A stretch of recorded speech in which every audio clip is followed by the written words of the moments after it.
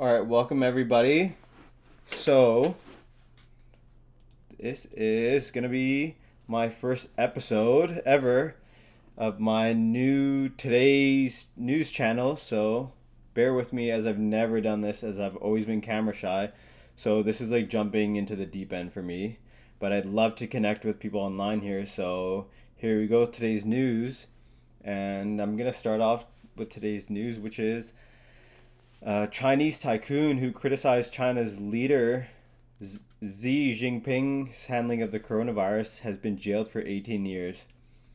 And this that's been charged with this is 69 years old. His name is Ren. I can't really pronounce the last name. Ren Xi Jing something. Ren Xi Zheng. Ren Xi Zheng.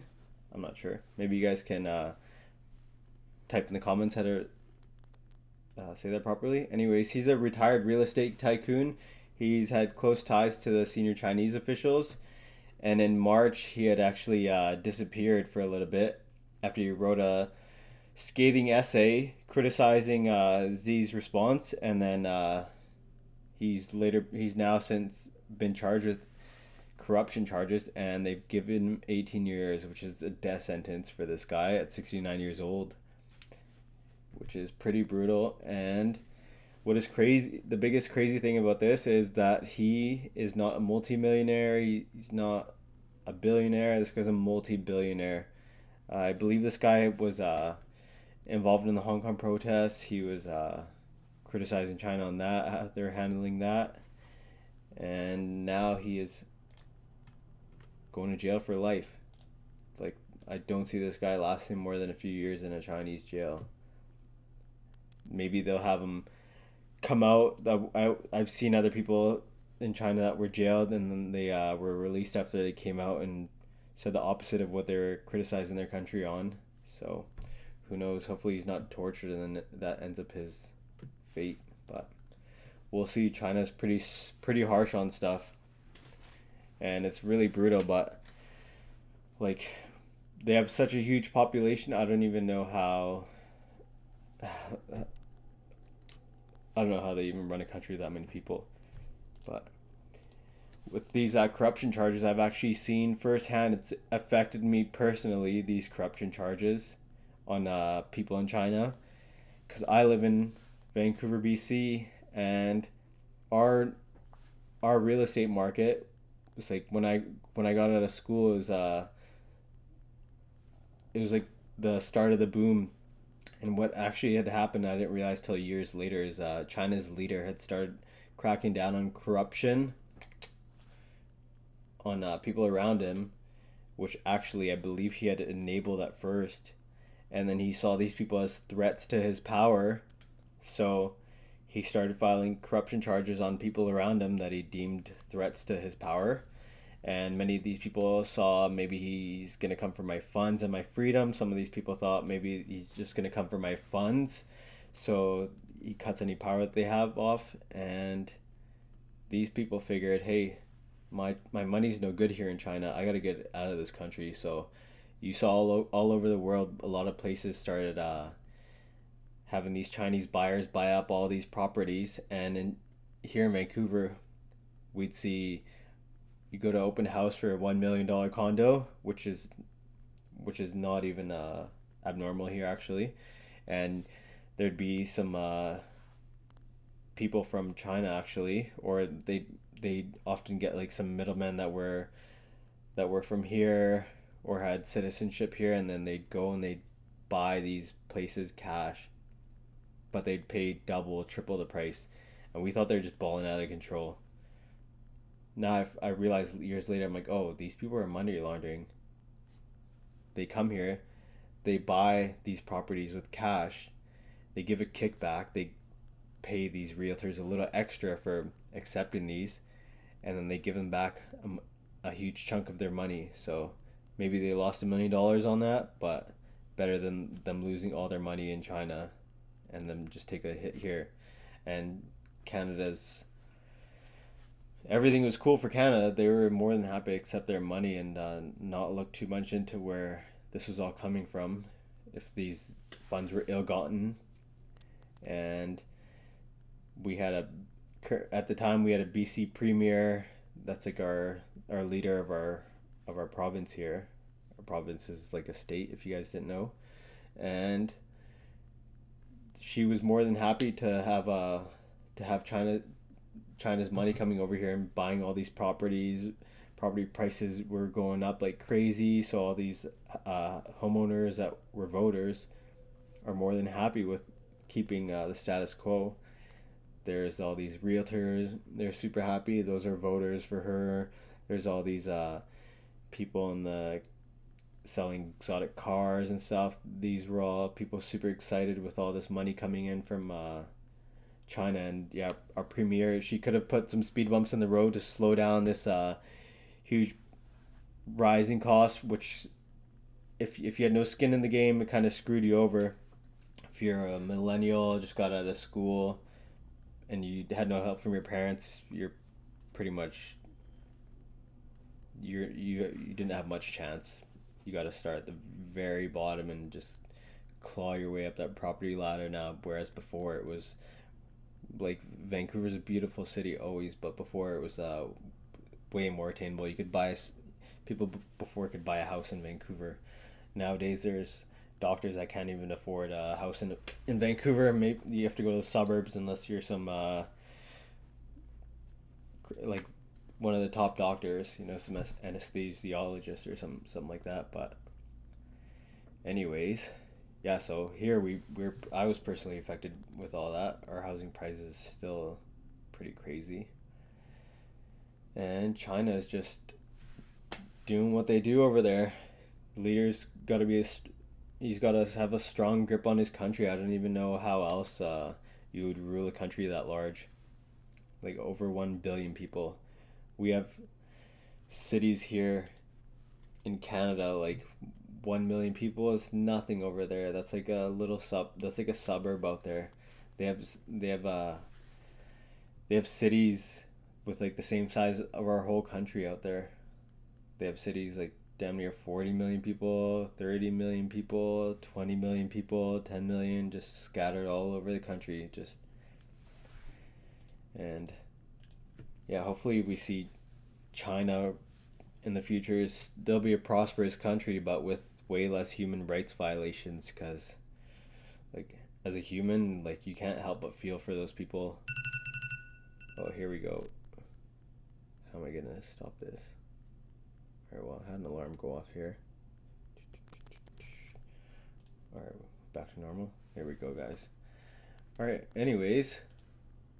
So yeah, that's brutal. Anyways, this guy's going to jail for 18 years for saying to China's leader, hey, like you could have done better on this whole coronavirus situation. Look at the whole world. There's people across the world that think maybe China did it on purpose. I'm not really one of those people. I totally think they could have handled way better and been more honest about it. Their death toll is like a total lie. They said their deaths is in like the hundreds or something like that. Ridiculous. It's like they're totally lying. But this guy went a little bit. He never mentioned Xi's name, but he referred to the country's top leader as a power hungry clown, which in China at the moment, he should have been out of the country if he was going to be saying that. Because really, like, if you've seen other people speak out at their leader, they're gone quick. Even if they're from another country, they just have a huge strong grip on their country. And I don't even know how else, if I was the leader of that country, I don't know how else you could rule that country with any other way. Like, as if you let anything slide, people are going to just run with that, and things are going to run rampant. And yeah, it sucks. There's a lot of BS coming out of China. The leader, yeah, he totally is power hungry, like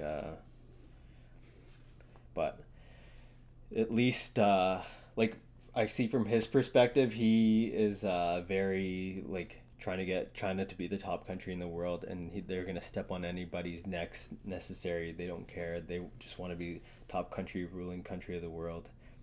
It's been like that for a long time, and the Chinese people are behind them because they want to be leaders of the world. But we will see. We live in some crazy times, and China does has uh, produced tons of amazing stuff for our world, but the human right violations is just off the charts. I wish to see that in my lifetime be gone, but who knows. Anyways, I'm gonna move on to a little something more not so gloomy. I'm gonna talk about some gossip here. So I'm gonna start with the what my wife's put me onto, and this is this TLC show. I stopped watching TLC shows a while ago. They're just a little too outlandish for me, a little way too fake. Everything's just so much stuff just seems staged that I was just like I can't do this. Anyways, it's called 90 Day Fiance. I'm sure most of you have heard about this, and my wife showed me some YouTube clips on this. I thought it was quite funny to see, very entertaining, but it was like these people are just putting on a show for TV. These people aren't even together. You see these couples, and you're like, I think this is all just a show. And then she showed me Instagram of some of these people, and I'm like, oh wow, these people are really in real relationships. Hey, like, damn, like, I guess they must just be connecting online, and they chit chat online, find real connections, meet up, and they're already in love with one another.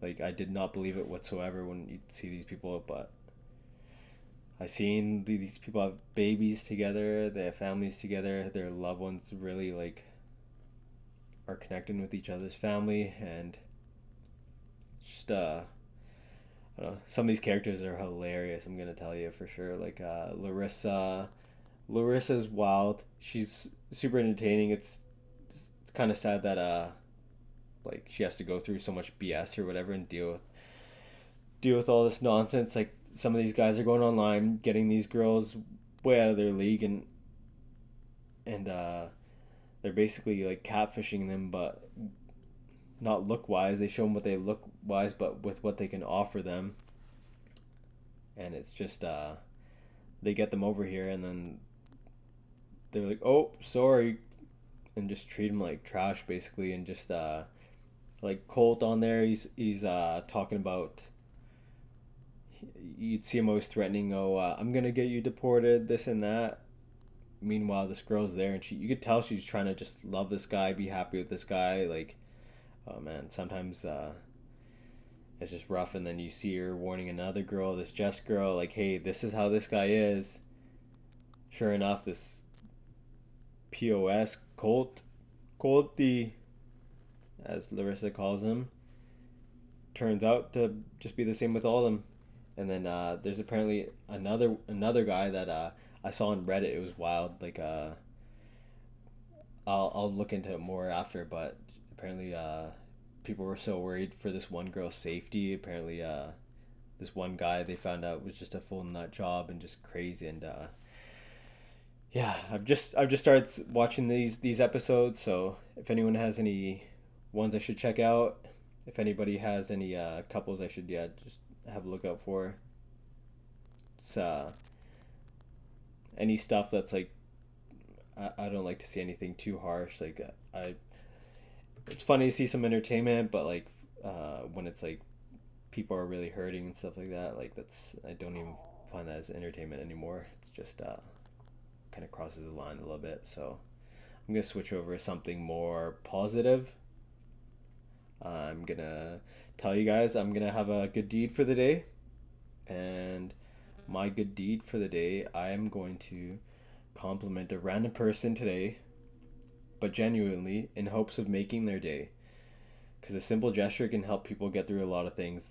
Really, like if you're going through a rough patch, like a,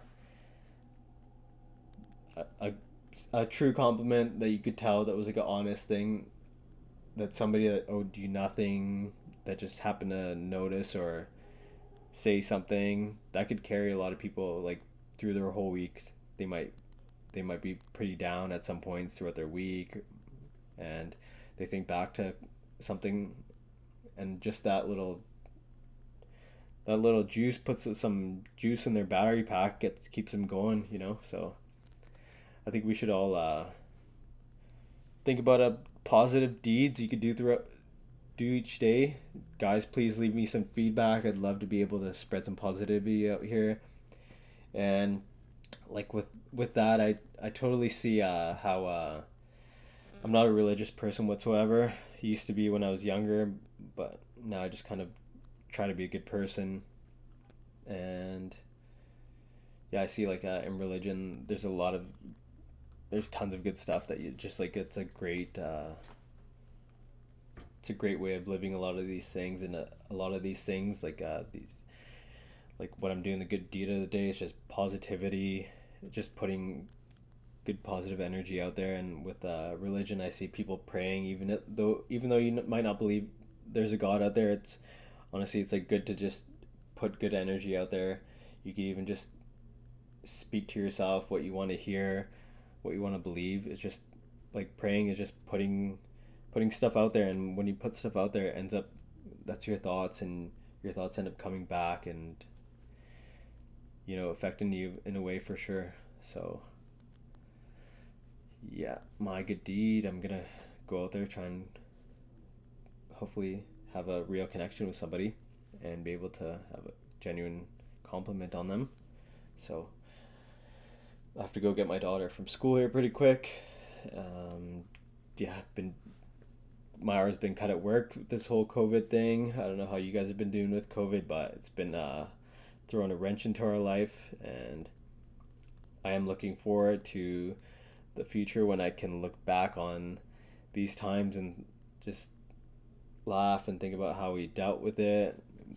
It's crazy that so many people have lost their lives to it. So I'm not making light of the situation at all. Just making light of how our lives were what we thought it was, and then just we all got side whatever you call it, and we're all just having to deal with it best way we can. And yeah, I'm gonna move on to something else, which I'm gonna throw a fun fact in the day.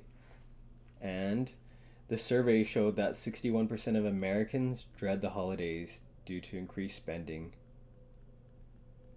And 75% of parents with children under the age of 18 fear disappointing their children during the holidays, which nowadays I'm sure is very prevalent. I'm pretty sure this survey would be pretty like spot on if you're asking people, because nowadays these kids, they're not asking for some WWF wrestlers or like some a lot of these kids aren't asking for Barbies. These kids are asking for like hoverboards, iPads, iPhones, electric scooters. Each one of those things, go Google like the minimum one, it's like hundreds and hundreds of dollars each item, and these kids will, their whole Christmas list will be like each item I plus more. Whereas when we were kids, I find we did not have as many electronics yet. We had like maybe a Super Nintendo and 64 we wanted, but like a parent could give that gift for their whole, as that could be like a gift for the whole family. The kids would be happy. Nowadays, each kid wants an item for themselves. They'd be more than happy to be glued to a screen. Yeah, it's just ridiculous. Like I'll go to the park with my kids. There'll be a park full of kids. This is pre-COVID, and they'll be like, "Mommy, Daddy, come play with me." Meanwhile, there's a park full of kids. When I was that age, see you later, Mom, Dad. I'm going to start some games, play whatever with these kids. We're gonna do what kids do nowadays. They're just they don't even know how to play outside alone. They don't like you have to pry these kids' phones away and kick them outside and direct them what to do. So yeah, I totally see where these parents are coming from, because things are changing big time, and the whole social media thing in the last 10 years is Christmas is sharing pictures of all these kids' huge presents and stuff, and people don't want to look like they got their kids any lame presents compared to what the other kids in the neighborhood or other kids in their family that they saw on Facebook got.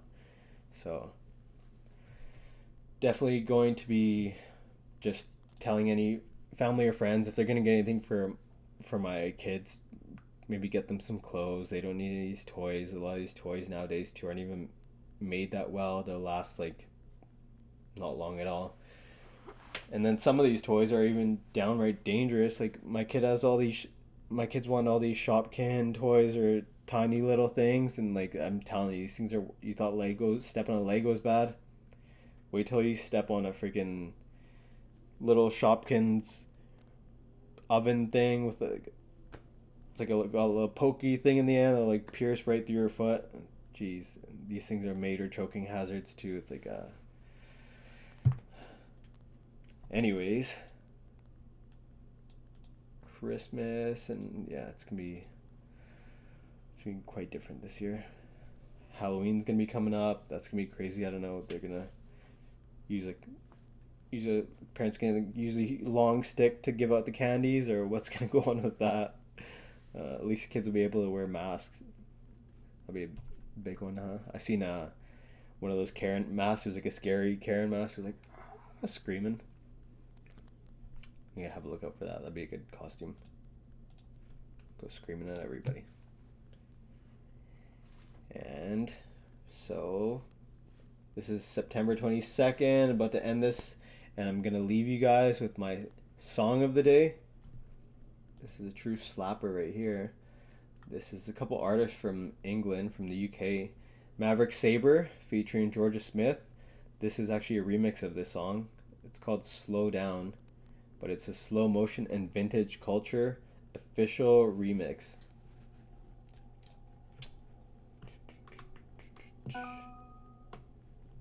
Maybe we gotta turn the speaker on, let you guys hear. Let's see.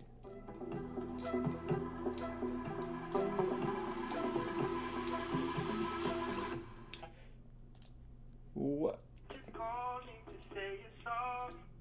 What in the heck? Alright, well, I might be better off just leaving the whatever it's called song in the comments here.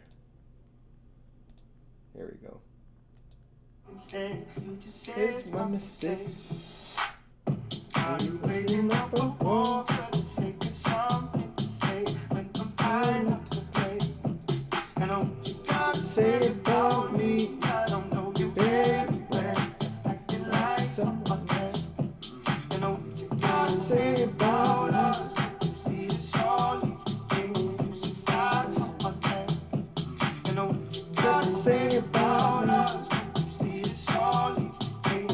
You should start. Can't wait till the clubs reopen.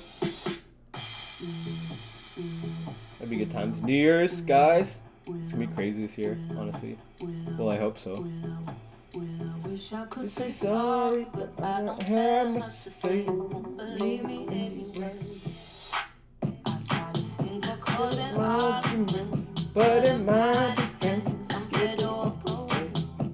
You know what I'm trying to say about me. I don't know me very well. Acting like someone else. And what you got to say about us? I'm gonna leave this song in the comments because I don't know how this audio is gonna turn out with me playing it. But the song is absolute fire to me, and I hope you guys check it out.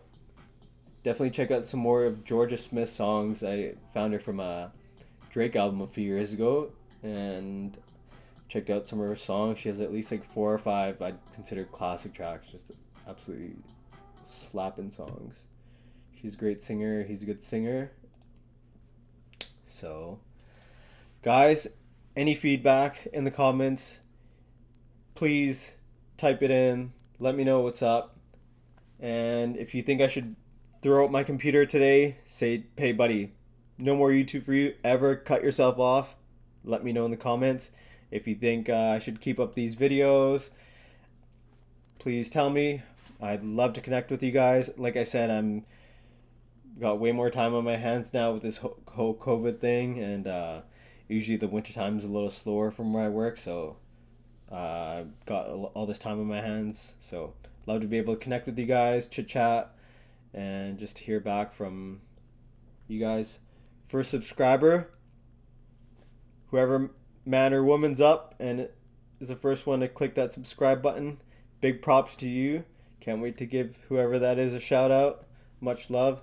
Maybe I'll even send him a care package. But we will see how this turns out. First comment might be, buddy, throw your computer out the window right now. And who knows, I'm